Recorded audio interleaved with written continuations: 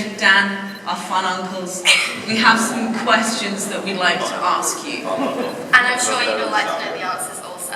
Right, let's begin. We've never moderated before. Who was the first to be cast? Talk about casting the two of us first. That's what Yeah. Well, they're two separate, because you were not the first to be cast. Okay, who was the first to be cast?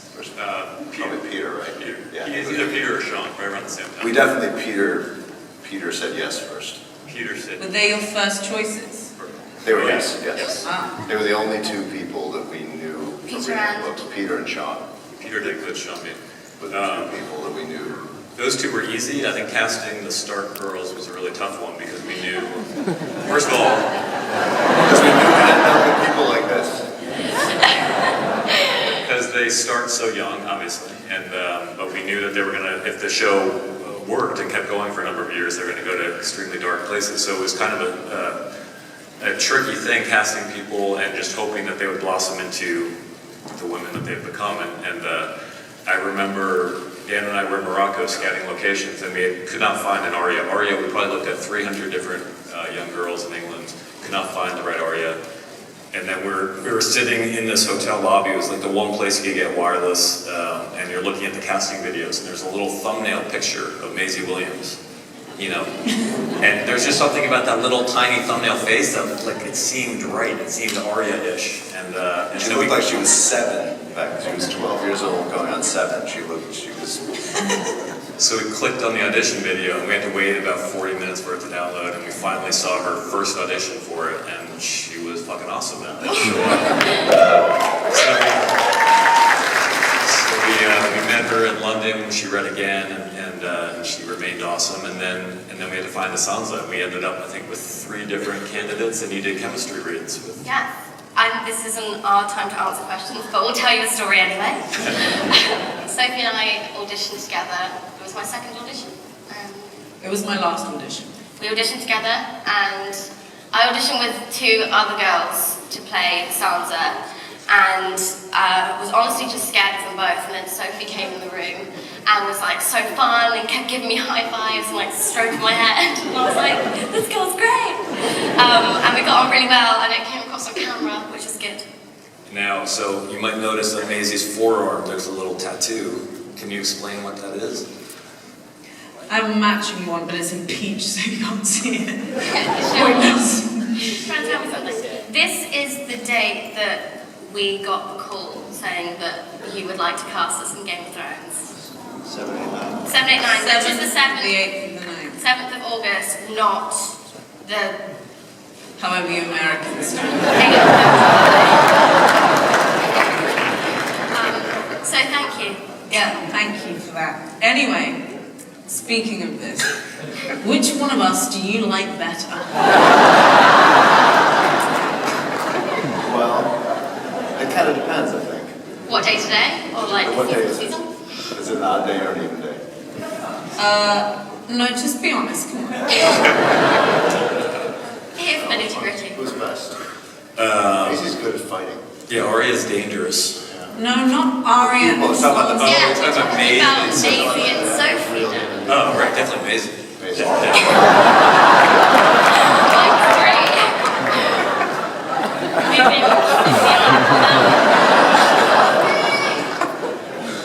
We're joking. We love you both. We do. We got very, very We lucky. don't love you. We got very lucky. You said we're the fun uncles. So You're just uncles now. I don't think fun uncle sounds good. That sounds like a euphemism for something. I just, barely euphemism. It always kind of amazes me, and we talked about this, how lucky we got. Not just that the two of them turned out to be such wonderful actresses, but that they and the other actors in the cast, that we got such a good group of people. Because especially when the show became successful, it's so easy for people to get turned by that and become total assholes, and they haven't become that way. And Kit Harington and Alfie, like everyone has remained pretty great. With, The whole one group. exception, but other than that, we won't discuss no. in the public forum. No, let's not talk about Nikolai here. Yeah. But, He was always kind of the worst. yeah, he was always. I just feel it is. It's the kind of, it's not, I know, smallest violin, but it's not an easy situation. The situation you guys have stepped into, it can be a difficult situation to navigate when all of a sudden this blows up the way it did for you, and you both completely weathered it and navigated it in a very impressive way. Thanks, guys. No mean jokes, no nothing. It's just it is very, and on the acting side of things, on the performance side of things, it's just to watch you guys become the actors you become has been very gratifying for us, and also we feel very fortunate because if you weren't the actors that you are, we would have fired. Well, if you weren't the writers and creators that you are, we would have been fucked. I know, really right. I mean, right. We've seen you develop over the years too.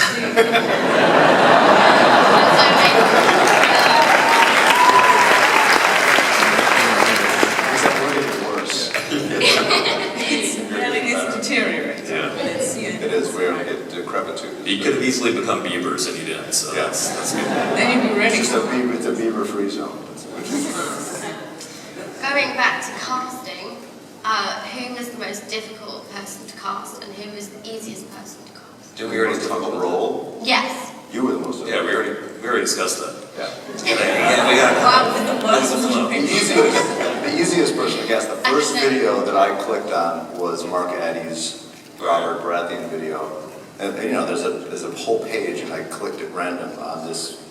I didn't even know who it was. I just clicked on the one in the middle of the page, and his first take of his first audition tape was perfect. And I thought, oh, this is going to be easy. This is great. Look, he completely nailed it. And that was the only time that ever happened. The only time the first person that we watched was the one. So. Wow. Mark was easiest. All right, on to the next. Okay, this is actually really interesting for us because we don't remember anything from this. So can you recall any funny stories during the pilot shoot? Well, we were just talking about this backstage. When we wrapped on the pilot, we didn't know if the show was going to get picked up or not. So, you know, we worked on it for a long time, and there was a very good chance that it would not get picked up, actually, because, you know, we made a lot of mistakes in the pilot. And I remember you two guys sobbing in the Winterfell courtyard set. And I remember saying, we're going to come back, it's going to happen. And meanwhile, I was lying, I had no idea. But there were these two crying girls, and they had to say something, so... We were such Debbie Downers. That was the rap party. Everyone was partying. Right.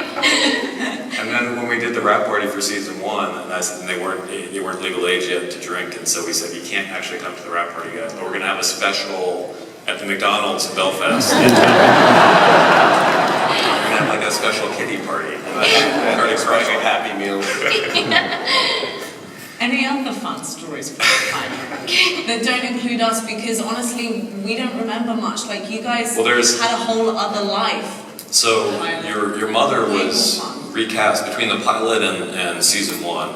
Catelyn Stark was recast. So we had a weird thing where in the feast hall scene in Winterfell, Sansa is talking to. It's when you meet Cersei, and she's asking you, "Have you bled yet?" Like it's a really awkward moment. Yeah. And Sophie's half of it had been shot a year earlier for the pilot, and then we had to shoot the other side on Michelle Fairley, who played your mom in season 1. And meanwhile, you've gone from being about 12 to like 23 in the last 12 months. So the weird thing about the pilot was everyone got so much older, even though it was only a year. Like Kit looked like a little boy when we shot the pilot, and then he became. There was a scene from the original pilot that we were going to use because Kit was very good in it. And Peter was very good at it, but when we looked at the footage and we looked at Kit's, we just looked at photos and hanging out with Kit, you know, a year later, he looked 6 years older. Wow. And he was clean shaven, so he looked like he was 12. There's a scene in the pilot that might be the worst scene we've ever written. It's probably the most embarrassing scene anywhere, where it's the guys, the Stark boys and Jon Snow and Theon, and they're all kind of shaving each other. They're getting their haircut by Tommy Dunn, actually. And it's a really weird scene. They're all shirtless, and it's kind of like, wait, why is this scene? And the only reason that scene is in there is because there was no continuity between scenes in the pilot. And the beards were all different between when we shot. To explain why. So there's a lot of picture.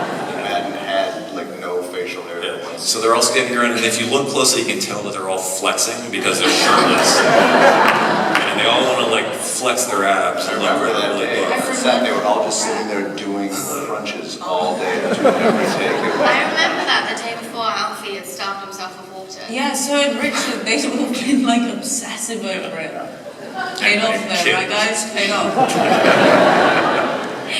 Yeah. Talk about your writing process. We've just come to the end of shooting season 7. How would you then go into shooting season 8? Do you do a whole outline first, or do you Outline first. put episodes between each other and do that? What would you? Writing process. Writing process. So we have 2 other writers on the staff, Brian Cogman and Dave Hill. The 4 of us get together in a room. We kind of break down the upcoming season, and then we split up and write different sections of the outline. We have the last one we'll ever do for season 8, which is kind of sad. And yeah, so we have a 140-page outline for, it's only going to be 6 episodes for the final season, and then we divvy up the episodes. Dave Hill will write the season premiere, Brian Cogman episode 802, and then we'll write the other 4. And yeah, Dan and I just pick halves. We kind of fight over who gets to write which half, like who gets to kill Sansa. This was the only time. Right. We both wanted to kill Sansa so badly. This was the only time. Usually we pick, it was always a very kind of, it took 2 minutes to divide the halves. This time was 18 back and forth emails about, well, I'll take this scene if you take that scene, because we realized it was the last time we were going to actually be doing this for the show. Oh wow. And so what happens?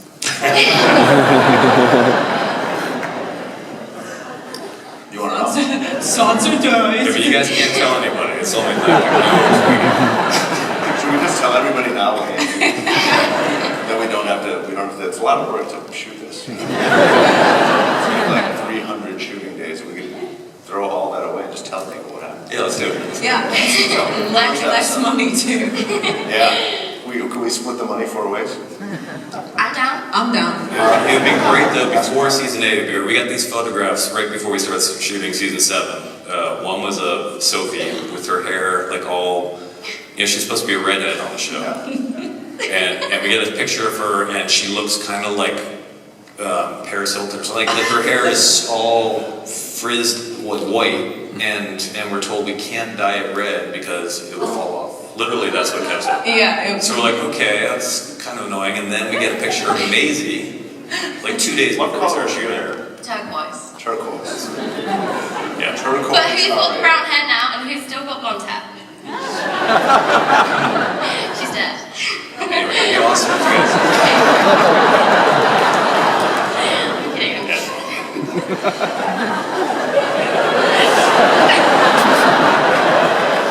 Okay. They're not going to tell anyone, so it's cool. It all stays within the room. Amongst friends. Yeah. I know each person individually. Yeah. Hibbard, where are you, James? There he is. Alright guys, enough of the joking. Talk a bit about why you think Game of Thrones characters resonate so much with the audience. Because some are beloved, some are so hated, and some of the fans just love to hate. Of course, they both love our characters. I mean, they love both our characters. I think since you two play the characters, you should talk about it. You know better than we do. Why do people love Maisie so much and I mean Arya so much and despise Sansa so much? I don't get it. You invited us onto this thing. What is it? No, but it's a really good question, but I'm curious. I'm more curious to know. No, we're curious to know what you think. Yeah, come on, with moderators. Well, I think it's different for every character, right? I mean, there's something about Arya. Arya's a rebel, and I think people are drawn to people who rebel against whatever the societal And strictures dye their hair are. turquoise. Huh? And dye their hair turquoise. She dyed her hair turquoise. That's her.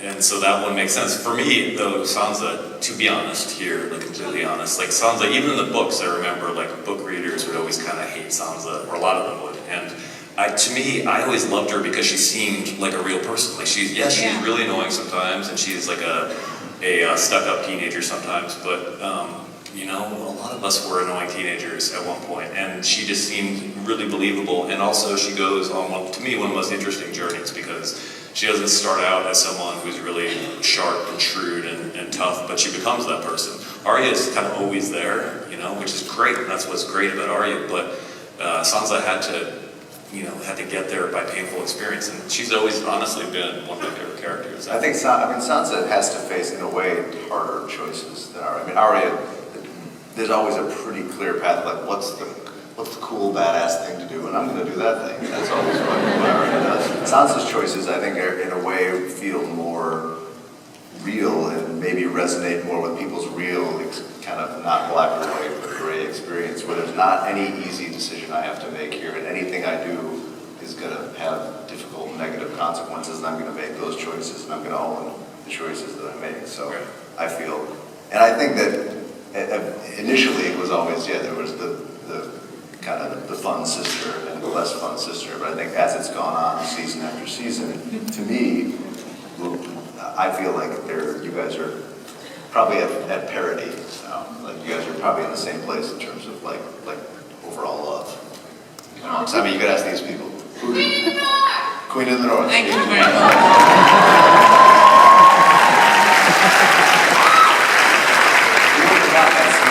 Season one, nobody would have been like Queen of the North. No, it was like, you're a fucking bitch. But we got there in the end. So it's okay. How difficult is it for you guys to say goodbye to characters? Has there ever been a time when you've written a death scene for someone and then taken it out of that season and put it into the next season because you just can't get rid of that actor? It did actually happen. Most of the main, like you guys, you've always known, but it happened. Noah Taylor was on the show season 3 and 4. Started in season 3, and he had a death scene in season 3. He was gonna, in the bear pit scene, Brienne, was it Gwen or Nikolai that was gonna Nikolai was gonna throw Noah Taylor's character into the bear pit, and we were gonna have him mauled by the bear. And we decided, after working with Noah and hanging out with him for a while, that he should stay on. And we realized that he was too much fun to waste, so we kept him alive. But by and large, we generally know it hasn't happened that often. Yeah. Killing Momoa sucked though, because Momoa. That was bad. Yeah. I mean, he had to, like, it's such a classic death from the book, so there's no way to change it, but it was really fun. Jason's just, larger than life figure, and so never totally recovered from getting rid of him. Certainly larger than me figure. Is that why you brought him back for that? Pretty much, yeah, so we can hang out with him as well. Yeah, I we thought had a fun weekend. Where he broke my hand, but Yeah, other he than broke that, his hand. You broke your hand? Yeah. Talk about that. Tell us about it. So, we're in a restaurant in Belfast with Amelia yeah, and who? And Alfie Alfie, and Jason Momoa. and Jason.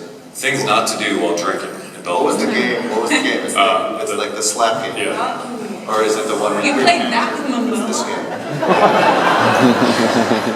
That was just It seemed like a really good idea. We were having a lot of fun and laughing, and it was funny. And then I remember looking at David, and I said, "Hey, dude, look at your hands." And his hands had already started to swell up. Because Jason is 250 pounds and so fast. Yeah, that's the problem. I was like, oh, he's big, but I bet I'm quicker, but So I'm not. And then didn't you have to go home? Yes. So I went home. I've been away from home for about a month. Yeah, I have a baby. My wife's taking care of the kids with no help from me. I come limping in the door, and my hand is swollen up like a catcher's mitt. And she's like, "What the fuck is that?" And I said, "Oh, I was playing the slap game with Jason." And she was just so disgusted with me. And she's like, "Well, we gotta get to the hospital." And she took me to the emergency room, and the doctor in the emergency room did the x-rays and all, and she said, "Oh yeah, your friend squished your hand." That was the medical. The medical term for this is squish. Squish. I think as writers, we could have come up with a better story. Yeah. So anyway, don't play the slap game with Jason Momoa. Life lessons. That's why you really got rid of him, isn't it? So you could be the tallest man and the biggest man in the car. Far from it though. Look at Oh, that's right, we've got the mountain. No. Off floor. Right. Oh yeah, strongest man in the world. By the way, if you could bring one person back, who would it be? I'm just throwing in my ad lib. Oh, wow. Yeah. I mean, really, you're lost-setting as a moderator. You watch when you develop. Character or actor? Actor. Actor, then character. Who would people like to, I mean, Oh, Hold on. there we go. Jason.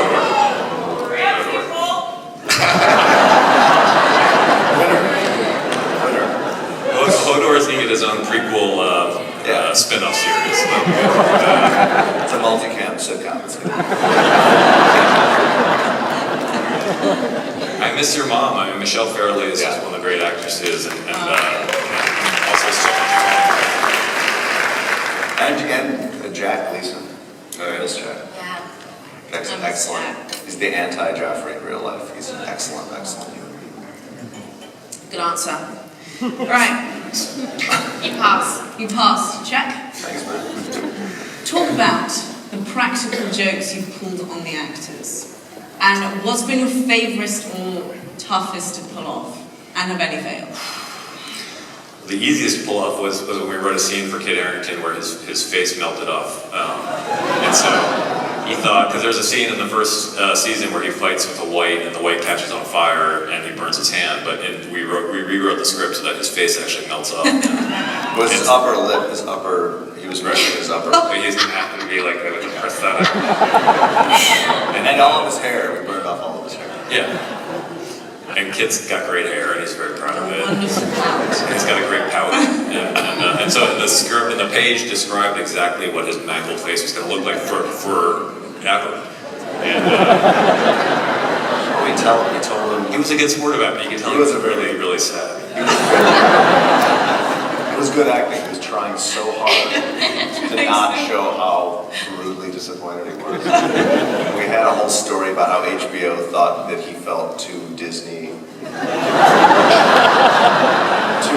He felt too Harry Potter and he was just too clean. They wanted to ugly him up a little. We had a routine and we gave him the routine. And he bought it for a while until I think we started laughing. That's right. We started laughing. I ruined it. Then sometimes we write real scenes that actors think are scams, like when Sansa has to sing in season 2.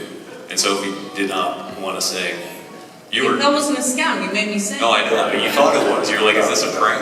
Although you And did now that you're costume so on- okay with singing in public that you guys are willing to sing a Bieber song for us. Right now. Right now.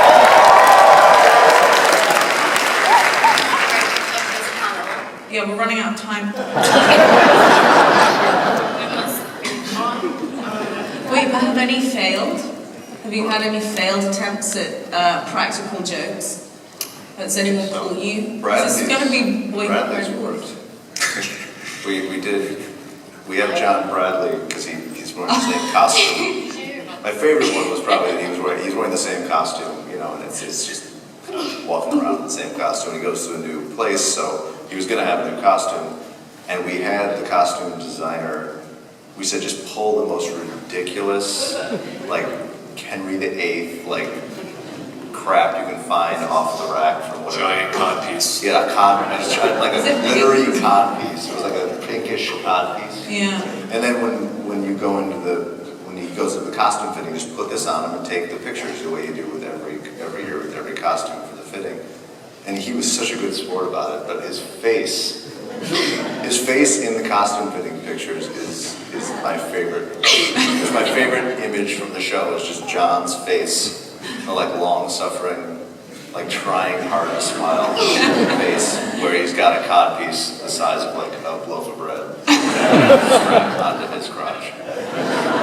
That was a really amazing photo. And props to April as well. Yes. Who was our costume designer that season, who 83 and you guys in the middle of such a busy schedule, having to pack in hundreds of extras to dress, she managed to make that terrible costume. Absolutely. John. Have any of the cast members ever gotten you back? Nikolai did this. What did he do? What do you With his hair, he convinced us that he shaved his head. Yeah, see, as you can tell from the earlier thing about their dyeing their hair a week before we started shooting, the actors are supposed to look more or less the same between seasons because there's not a lot of time off, and he was getting annoyed because, or he said he was getting annoyed because he wanted to get a haircut, and we hadn't approved anything. It's like, guys, I'm just going to do it. I'm going to cut my hair. And he sent us a picture, and he had shaved his head. He was like, looked like a skinhead.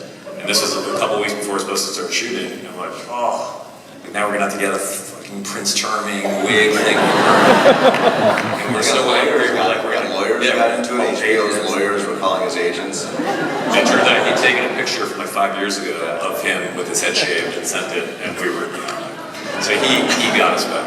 I think you guys should bring it though. This is the last chance. You guys should see what you got. Alright. I mean, it's more hassle for you than it is. Yeah. We have plenty of time. No, bring a prank, not to shave your Not shave your head. Alright. Oh. Next question. Oh, yes. Are there any props or costumes that you are planning on stealing from the set once the show's done? Yes. No. And you probably can't announce it, but go ahead. Realize all the people who make movies and television, you go in their offices, their homes, they've got all this great stuff. Yeah. Do you have anything yet? They've stolen all that stuff. It's not their property. Not that I've stolen. I have a lot of the storyboards that Will Simpson Yeah, gave us. stuff That was a gift. I definitely want a sword. I don't know which. Yeah, we'll get swords. Is it stealing if you technically created it? I think See, that's why- theoretically it belongs to HBO, but I don't know. Ask I don't know. Mark. That sounds very theoretical. I'm not a theory person. I feel like those swords, we should have some of those swords. Which would you have? Ooh, it's tough.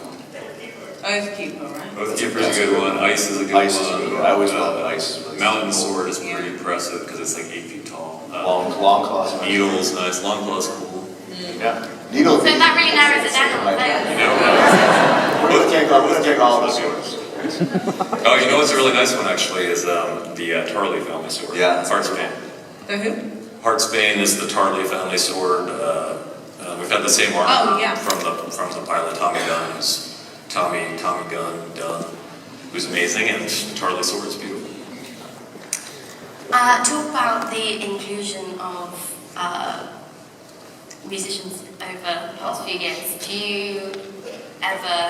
Do you always agree on who you're going to recruit to be on the Usually we've show? only had people that we both agree on for the most part. Has anyone ever suggested someone and the other one's been like, no way? No, not really. I don't think so.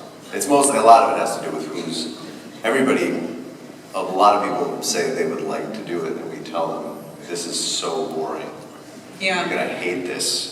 You're gonna be sitting around for 3 days for 12 hours. And like Sigur Rós came on the 4th season, remember, at your wedding? Not your wedding, the wedding you were at. No.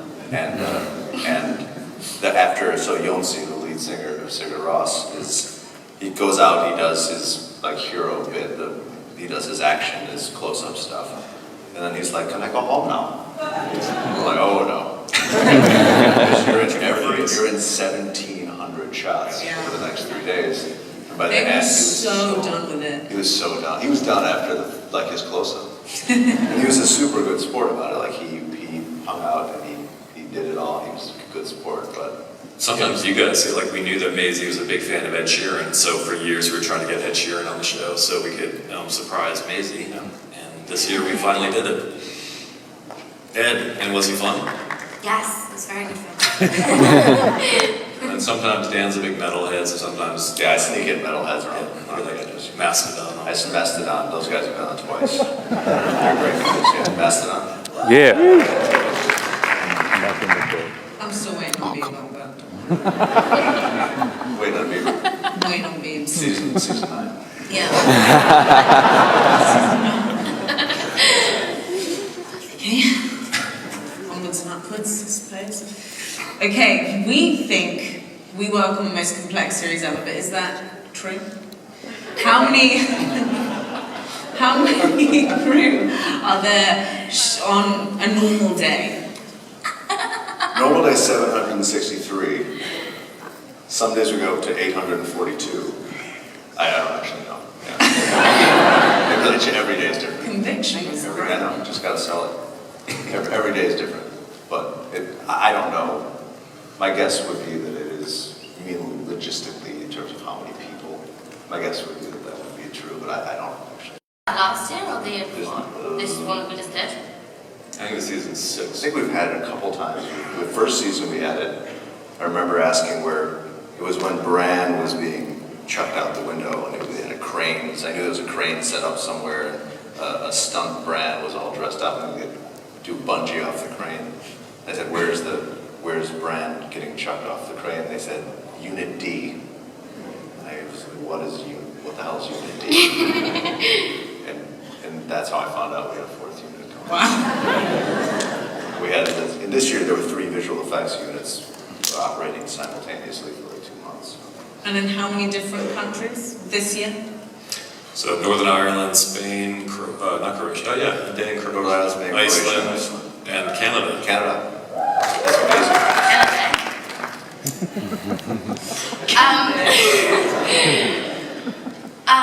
Which house would you identify with most?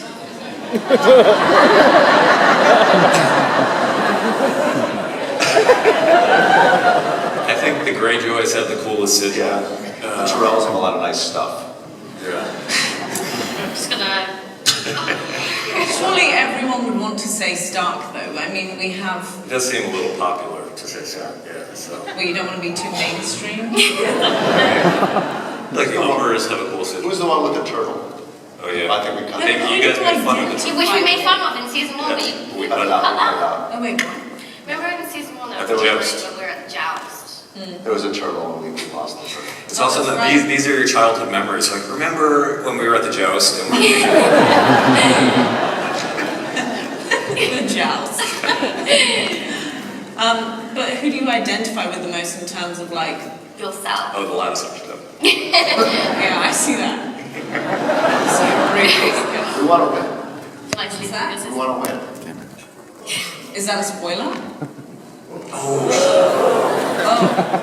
You heard it here first, guys. Don't go anywhere. Okay, yeah, right. James Hibbert, you better be writing this down. Well, that's disappointing then. If you could write for one other show, what would it be? Rick and Morty. Assume you would do.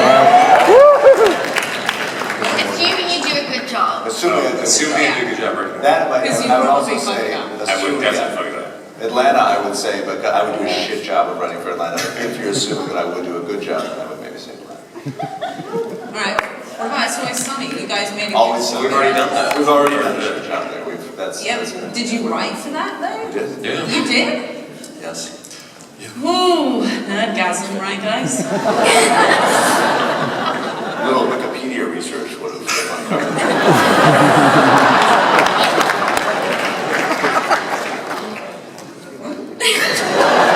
It's fine. Were you even familiar? Did you even know what grime was before you met us? No. I still don't. I think most of these people don't know what grime is. Who knows what grime is? Okay, see? Fewer people that know master. It's just bad English rap, right? It's No, not it's bad good, English it's rap. good. It's actually quite polite. Have we taught you nothing? Wiley Skepta, it's good. Wiley, Skepta, Stormzy, Jamie? Jamie. Anyway, guys, pointless. I think it's gonna blow up now, I really do. What's You that? guys, I think grime's gonna blow up now, I think you guys did it. Yeah, now that we've announced it, here, you heard this first as well. South by Southwest, right? Watch the 27. Spotify charts, it's gonna. Yeah. All right, describe the most significant way in which getting to know us has made you better people.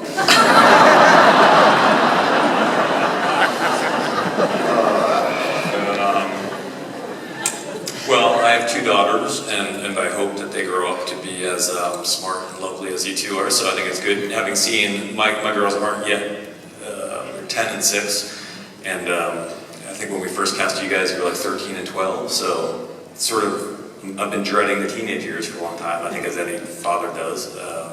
But I've seen 2 young women who grew up really, really well under difficult circumstances. Not difficult in terms of starving or anything, but circumstances which have made other young people into monsters, and you two have somehow avoided it. So it's been good for me to watch that, and watch you two.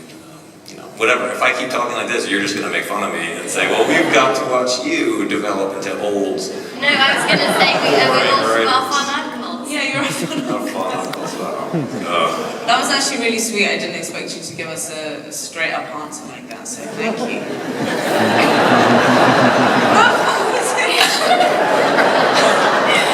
I know I've been insulted so much, I just don't know exactly. I'm too old to understand the Florida tongue. Yeah. I'm definitely dying. I feel like we should answer Mark Engelberg's question because he's got the most popular question, which is it possible to have a dragon White Walker? Maybe. It'd Wow. be pretty cool looking, but it would also be sad. But how's it gonna walk? It's got legs. White flyer, Yeah. right? I don't know. I don't know if it really goes with the mythology to have a dragon White Walker, because It's gonna crush that horse. It's gonna crush that White Walker horse because it's so big. Yeah. Well, thank you, Mark. Now there's got to be a new most popular question because Mark's done. Sorry, I'm looking at the screen here. I'm not being insane. All right, go back to you guys. Alright, don't worry, we've only got 2 more left. Oh, perfect. The show's demographic skews considerably younger than that of the average HBO show. How is that possible, considering you're both so fucking old?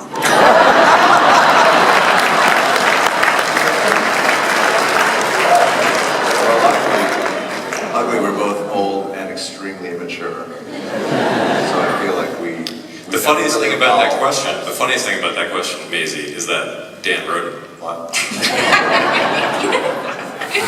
True story. I thought my laugh was convincing. I was like, convincing you like I'd never heard that question before. I was trying out my It acting. was for them, not for you, Dan. How was it? Was it good? Thanks. What do you It's give me? good. Got a good laugh. B plus, B minus. Did a good job. Right, I'm blossoming. I'm developing. you're developing and it's beautiful to watch. What will the best line of dialogue be next season and who speaks it? You mean season 7 or season 8? Season 7. Season 7. Best line of dialogue. Probably Tyrion. I don't know. What does he say? Something witty.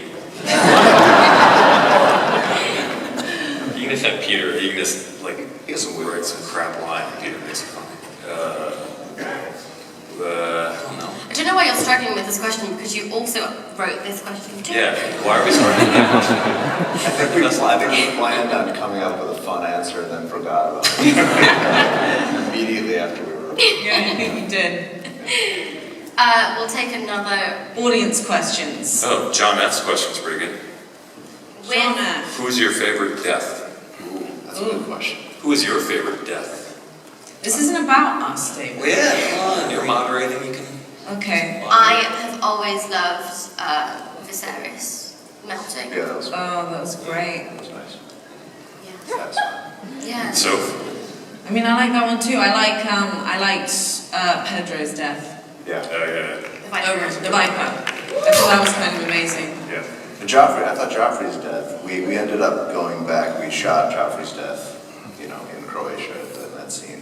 We ended up going back to LA for 2 days to do just some pickups on Jack's face because we felt like we hadn't taken it far enough. We got Rob Botan, one of the greatest visual effects, or special effects makeup guys in the history of the business, and he agreed to come out and help us out for 2 days, and he just all the gruesome fine details that he put in there I thought were really, really great. Oh yeah, they're amazing. And then who can forget Ramsay's death? And Right. the walk away, we were shooting at night, and I remember I sat next to Miguel, our director, for that episode, and the final shot of the episode is Sophie walking towards camera, kind of smiling at the very end of the walk, and I think we made you do it like 14 times. Yeah, it was like a whole day. Yeah, by the end of it, you're just sort of walking by and something like that to me. And then you nailed it, though. And Waldorf, right? He cut his throat, that was nice. Yeah. That was cold. Thank you. Oh, hell yeah. Cold-blooded. Samarin Trant was a good, right? Who can forget I think Samarin? Sir Mary Trant was probably our most expensive death. Speaking of fun uncles, Samarin Trant. Yeah. Wait, why was his the most expensive?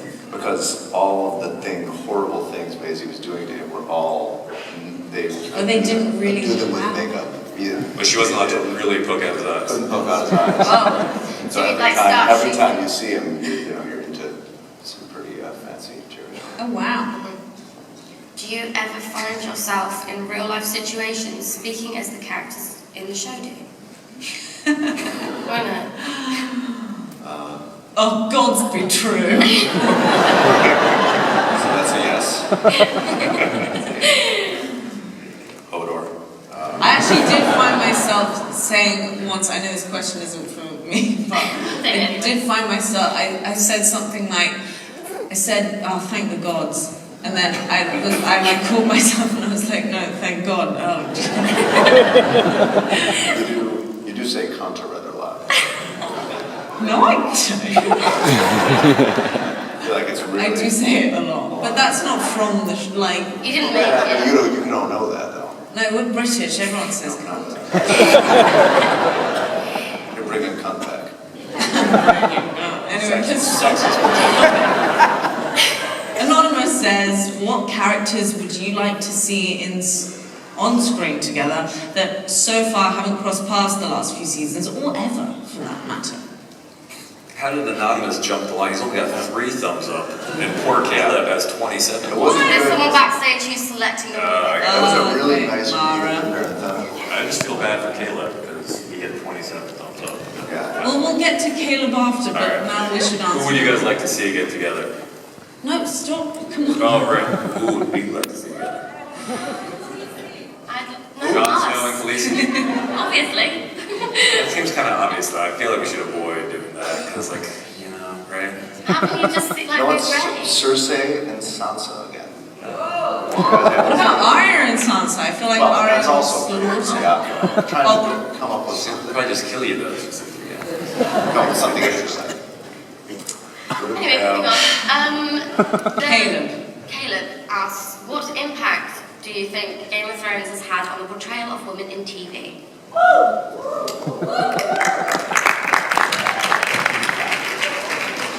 Ladies. That's not how it works. It is kind of, it can work that way. There's a reason it couldn't work. You probably know better than we do. You're the actresses. You have to tell us. Yeah, but how do you think that it's changed? Have you watched another show and been like, we started that? No, I haven't actually. I haven't. Yeah, I don't know. How has it changed things for women in TV? It's a big question. It is a big question. It seems like you could spend a whole hour. Which any answer we made up would just Well, you I wanted mean, to it's speak part of a in this movement, question. isn't it? It's part of a big movement where there are more. Yeah, you guys pick this. I mean, and this comes from, even from when we read the books initially, like we realized, it's an awful world that the story takes place in, but there were more, in George's books, were more compelling female characters who had agency, who were out there, they weren't secondary to anybody, they weren't anybody's like right-hand woman or wife. They were out there and they were had their own storylines in this world. There were more of them than any show we'd ever seen. Now, obviously, they're like The Sopranos had amazing female characters, lots of definitely. I think it seemed like a very actress-centric show before we even started the source material. So that was, that was a fun thing for us, and it was appealing to us from the beginning. Yeah. Good job. All right, craziest thing to happen on the set of Game of Thrones. Wow, what's the craziest thing? Well, every year something collapses. Yeah. There was in Malta, the whole set blew into the sea, and it's sort of a hurricane. Was that in Malta? I think that was in Belfast. Isn't that Stone Arch, the Acer window? Yeah, that just collapsed. We weren't there, so that was good. There was the rock slide in Yeah. Castle Black, which didn't hurt anybody, luckily, but Oh, that's right. Yeah, Castle Black is on the bottom of a giant quarry cliff and it started to collapse. in Spain was like a 300-foot green screen that blew over. Oh, yeah. Also, That's next bit, right? Yeah. Health and safety is going to be on our ass next year. The crazy things that we see. I Something we remember, want to talk about. Yeah. I'm not sure if it was the pilot or in season 1, to get the reaction from Isaac, you guys faked that something went wrong on set, so as he would look scared to watch a beheading. We didn't do that. Someone did that, yeah. No, that was Alfie, Um, and it was when they were beheading, who was it? They were beheading someone. Oh no, is it Wayne? Will, What's his name? Will. Yeah. Will was the character's name. Bronson Webb. Bronson Webb. Yeah, Right. and they were beheading him, and then they decided that Alfie would scream, "Call the medic!" And they kept shooting on Isaac, and he was just Except we kind of didn't end like, up using any of it because all Isaac did was look to his mom. "Oh really?" He was standing right up, so this is not the right direction for him to be looking, but his mom was No. standing there, and he looked to how he looked to his mom. Wow, Rendering the shot that's so brutal. What is your favorite TV show other than God? Maisie, Sophie? It's always sunny in Philadelphia. Nice. I just started watching The People vs. OJ. Oh, yeah, no, it's gonna buy With Right, you great guys. Sarah Paulson. Sarah Paulson vehicle.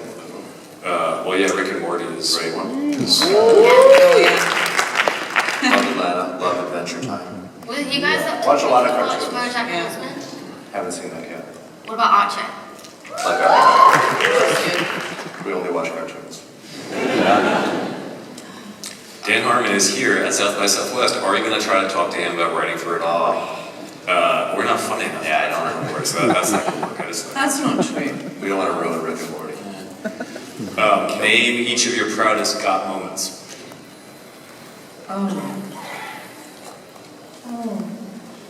I'm really proud that I moderated a panel.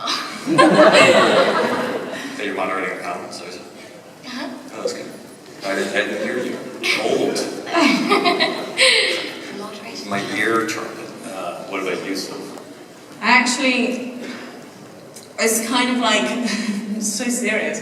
It's what came out of doing one of the Game of Thrones scenes, was like the scene after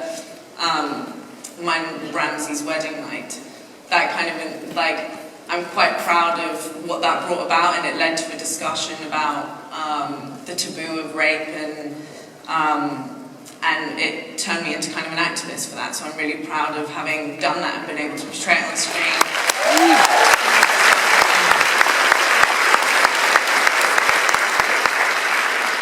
Yep.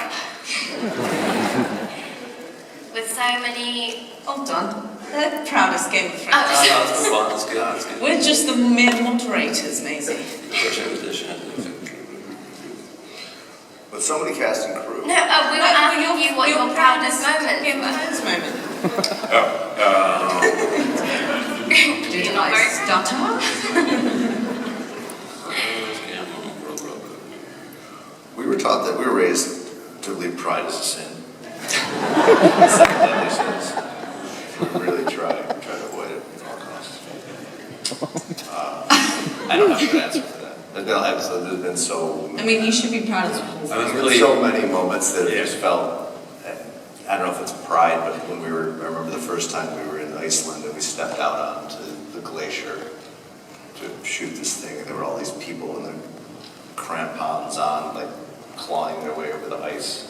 And it was freezing and it was beautiful, and just, it was sort of a peak moment where you felt like everything had, a bunch of very, very improbable circumstances had fallen into place in a way to put you in this very unlikely, beautiful, amazing place with all these amazing, beautiful people. That, Wow. that's what it's not pride so much as sort of gratefulness that this actually happened. Yeah. What about you, Dave? I guess I'm just really happy that we've managed to somehow keep everyone together. I mean, it's hard on a series that goes for any length of time to keep all the cast, and especially with us, we have such a huge cast, and we really haven't lost anyone. I think partly it's because you guys get paid so much, but I think it's good because this story, it's not the kind of story where every season you start and you're trying to come up with another, like, okay, what are we going to do this year? Like, we've had from the beginning a sense of, from the very first time we pitched this show to HBO, we want to tell one, basically a 70-hour movie. It's going to turn out to be 73 hours, but still, it's stayed relatively the same in terms of the beginning, the middle, and now we're coming to the end. And it would have been really tough if we had, lost any of the core cast members along the way. And so I'm very happy that we've kept everyone together and we get to finish it the way we want to. Particularly as you've like lost characters and then reintroduced them later on in the series. So it's very nice of you. Yeah, that's right, that's true. Now the questions replaced with our names. I guess you don't want to hear from us anymore. I feel like we're losing the audience, guys. We have to like perk things up a little bit and give them some big spoilers. I have to speak up, I'm getting old. Someone's holding up a laptop over there. What Okay, does it say? what does that say? What does it say? A picture for the... A photo for the fans in Egypt? Oh, did we just do it? We just do it. Hi, fans in Egypt. Oh, look, it's back. All right. We'll do a picture for the fans in Egypt momentarily.